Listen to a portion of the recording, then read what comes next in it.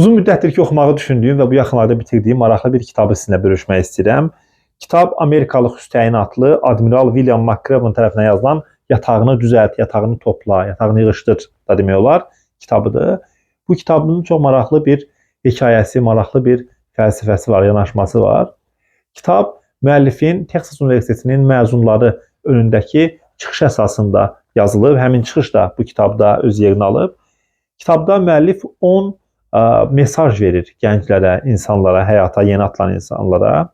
Və mesajları o, Hüseyn adlı məktəbinə seçilərkən keçdiyi təlimdə başına gələn, həyat boyu başına gələn dərslər əsasında formalaşdırıb.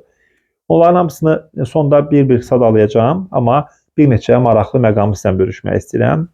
Mümkün qədər çox dost qazanın və unutmayın ki, sizin uğurunuz başqalarından asılıdır.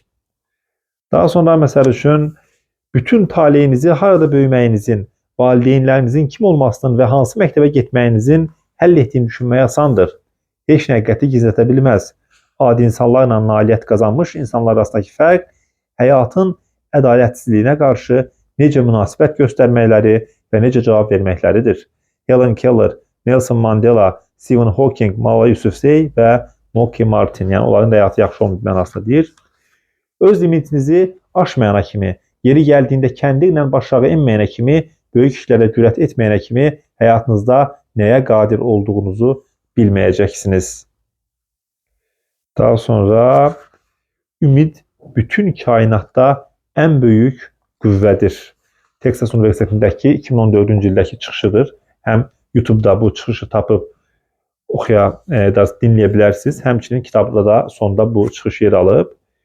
Dünyanı gəzdiyim dövr ərzində öyrəndiyim bir şey varsa, o da ümidin verdiyi gücdür. Washington, Lincoln, King, Mandela və hətta Pakistanlı gənc qız Malala kimi bir nəfərin verə biləcəyi güc. İnsanlara ümid verməklə bir nəfər bütün dünyanı dəyişməyə qadirdir, deyir. 6 manatlıq, kiçik həcmli, əl ölçüsündə olan bir kitabdır. Çox asan oxunulur. Əgər şəxsi inkişaf, motivasiya yönlü kitab oxumağı sevirsinizsə və ya da sevən dostunuza hədiyyə axtarırsınızsa, bu kitabı asanlıqla verə bilərsiniz. Mən kitabı çox bəyəndim və faydalı hesab edirəm. Hələlik növbəti kitablarda, növbəti videolarda görüşmək ümidi ilə.